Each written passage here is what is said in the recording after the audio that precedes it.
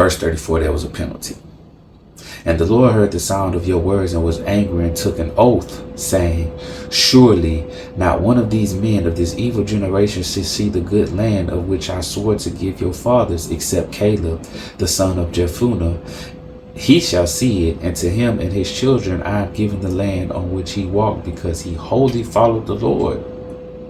Now Caleb was one when he came back, and he was one of the 12. He was one of the leaders of the 12 tribes of Israel who went out to go spy on the land that God said he was going to give them, other giants. And when the other men came back with a bad report, Caleb came back with a good report. He was like, man, yeah, but there's giants, yeah, but the land is good. God said he was going to give it to us, and surely God will do what he said he's going to do. So if God said that he's going to deliver these giants into our hands, surely they're toast. We don't need to fret. We don't need to worry. We don't need to be afraid. We don't need to disbelieve God, because God has shown himself and proved himself too many times for us. Let's go take the land. And when he was speaking like that, the congregation got mad and wanted to stone him to death. So right now God is saying, listen, all them other people, I made an oath, y'all not seeing the land. But Caleb and his children, they gonna see the land. The Lord was also angry with me for your sake, saying, even you shall not go in there. This is Moses speaking. But Joshua, the son of Nun, who stands before you, he shall go in there. Encourage him, for he shall cause Israel to inherit it. Moreover, your little ones and your children, who you say will be victims, who today have no knowledge of good and evil, they shall go in there. To them I will give it, and they shall possess it. But as for you, turn and take your journey into the wilderness by the way of the Red Sea.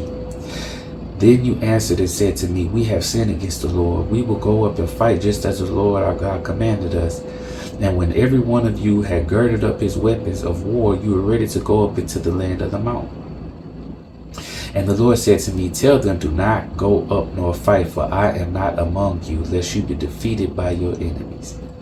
So I spoke to you, yet you would not listen, but rebelled against the command of the Lord, and presumptuously went up into the mountains.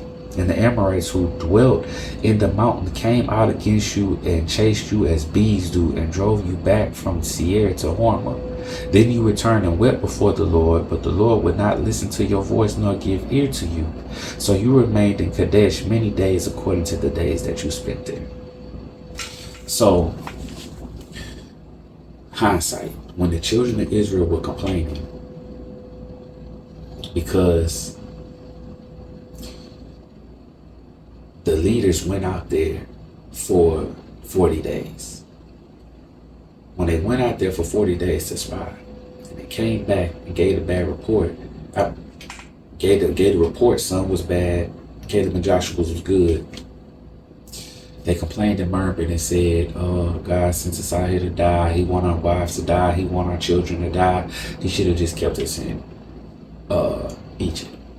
So God made the oath that said, okay, this is what I'm going to do. Since you feel like I'm a God who wants the children and the wives to die, they're going to be the ones who going to go into this land, and they're going to see it. And because the 40 days, I'm going to penalize you. And that's how they end up walking for 40 years. He said, you're going to do a year for each day. And the intention was, because y'all not going to see the land, I'm going to have y'all walking around this mountain until all y'all die off. And then I'm going to give the land to whom I chose to give the land, to fulfill my covenant which I made. Because God says he is a God who keeps his covenant, a covenant keeping God for thousands of generations. And he can't lie.